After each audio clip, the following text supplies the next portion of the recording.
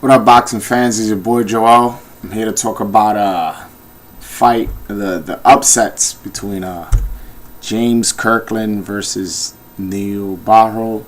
Sorry if I killed that name. Ishida. Uh, David Lemieux versus Marco Antonio Rubio. And yeah, these are two big prospects that got upset. I'll start off with David Lemieux. I was real high on David Lemieux. He has legitimate power. I still think he has legitimate power, but I always thought he was a bit small for his weight. I don't know if physically he's small, but he's definitely short. He's definitely has short arms. I believe he's 5'9", 5'10", with like a 67 inch reach advantage. So he's not very big, and coming into the fight, he's not ripped, to the T. Like some boxers are, not all. Some do look like him. So I never really thought. I thought he was short, but considering how small he looked against Rubio. I know maybe height. Rubio didn't use his height, and maybe that's not how he won. But I was just thinking that when the fight was going on, I was like, wow, Rubio looks much taller and bigger, physically bigger also. So I was like, maybe he should move down to 154. And as I'm saying that to myself, he's pounding away at Rubio, and I'm like, all right, well, maybe I should just shut my mouth and watch his fight. So he's pounded him. And even in the first round, he got caught with a nice left hook, which a lot of people don't mention, but he stumbled, he moved around, but he kept his hands up. He knew how to move his head, and he drove Rubio to the ropes and started punching him. And he was doing a real good job. I thought he was winning every round all the way up until maybe the fifth and a half round, and he started losing gas. He's only been decisioned once before. He was 25. He was 25-0 with 24 knockouts.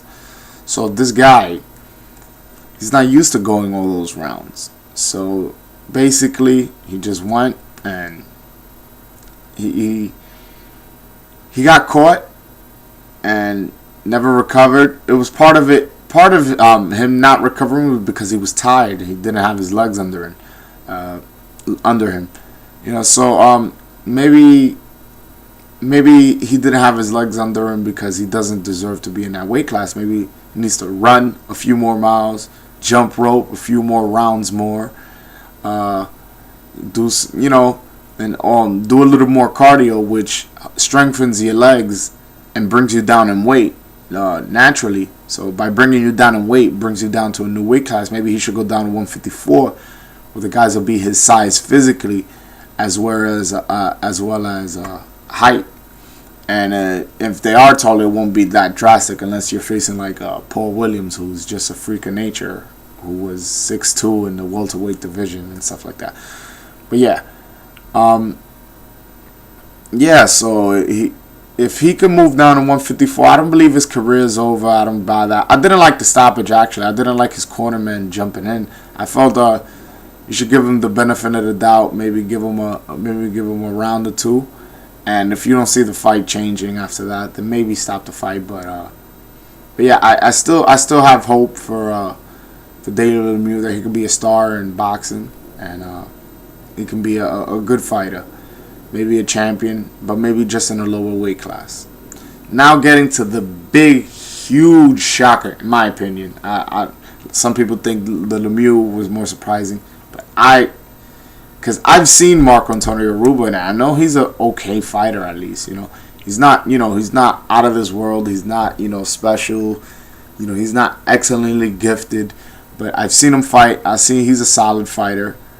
But this guy Ishida, I never seen fight. I've never even heard of him. I've never read about him. Nothing. Just once I saw the fight was made, I was like, okay, well, this guy. Let's see who this guy is. I went on BoxRec, for you BoxRec haters. I saw he only had, I believe it was 6 knockouts prior to the fight. 6, 7 knockouts. I saw he's been knocked out.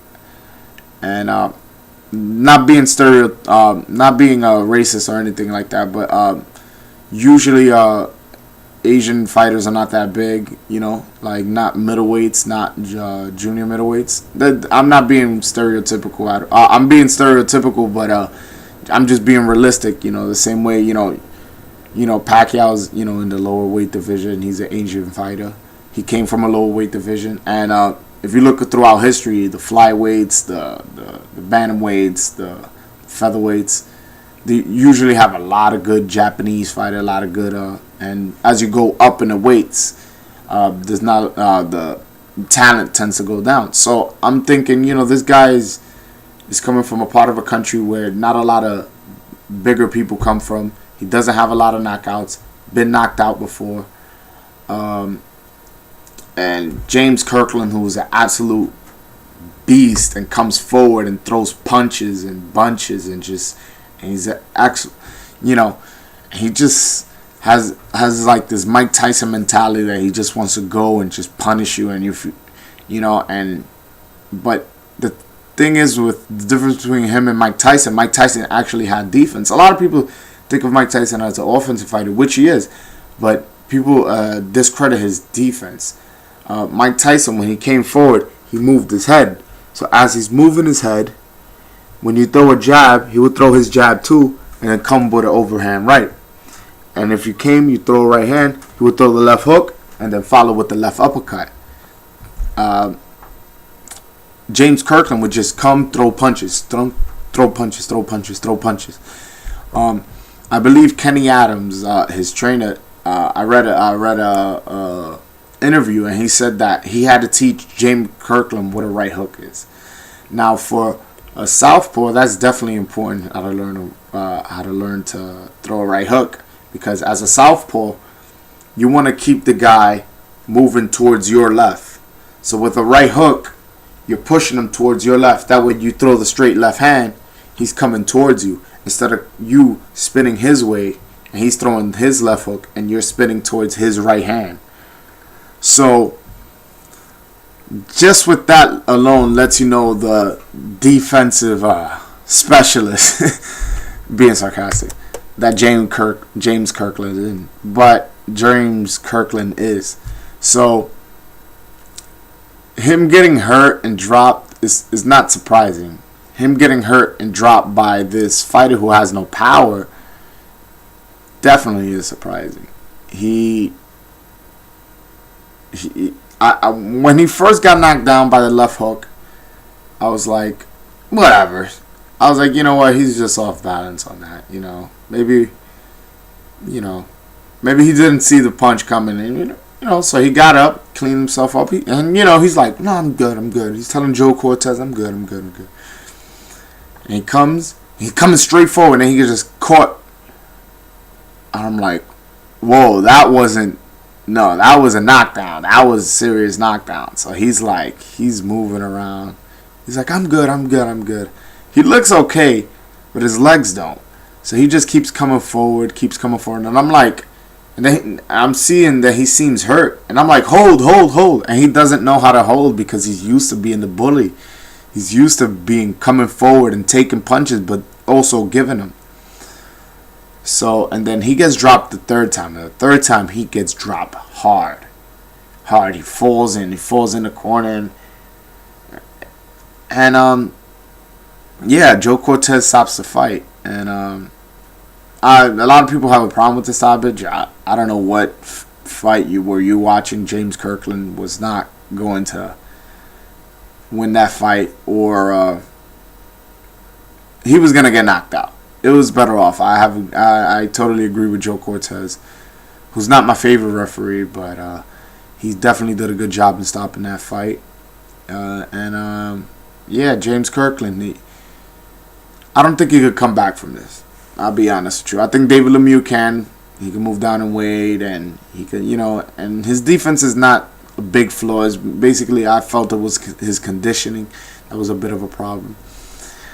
But James Kirkland, I believe it's a problem. I don't think he could come back for it because I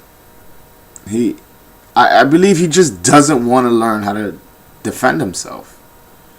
I believe that's what it is. There's always been rumors about his chin. He got stopped a couple times in amateurs, but there's always been rumblings. He's gotten dropped by journeymen. He's gotten hurt by Joel Julio and Brian Vera, but he's always withstand those punches and kept fighting through them. But I don't think he could learn. I don't think he could teach an old dog new tricks. And he's 27, 28 years old. So him learning defense is going to be a long process, and he's going to have to be willing to change trainers. Because as much as I respect Kenny Adams, I don't think he's exactly a defensive specialist. I think he should get with somebody like Eddie Mustafa Muhammad, or who's a defensive trainer, or Floyd Mayweather Sr., who's a defensive trainer. Maybe even Freddie Roach, who's an offensive trainer, but he does know how to offset defense and give little details how to avoid punches. Just look at Manny Pacquiao. Manny Pacquiao, when he first came, was just a left-handed fighter who just threw the right kind of just lazy, and by throwing that right lazy, he would get touched up a little, and he would leave always with a nice little knot, and then he taught him how to use his right hand. And by him using his right hand for hooks and jabs, it helped his defense. The same way if Kenny Adams was trying to instill James Kirkland how to use the right hand, which is a good thing, but he's just typically not a defensive trainer.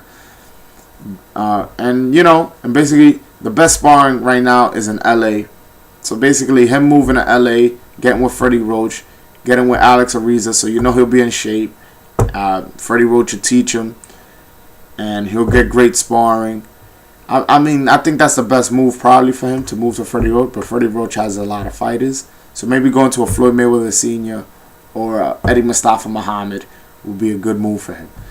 But do I think he's going to recover from this? No. I think his chin is too weak and his defense is too weak for him to come back from it. If you guys disagree, man, just come back. Let me know right here. You see right down there. You can comment, leave a comment. Let me know what you think about this video. All right, man. Peace.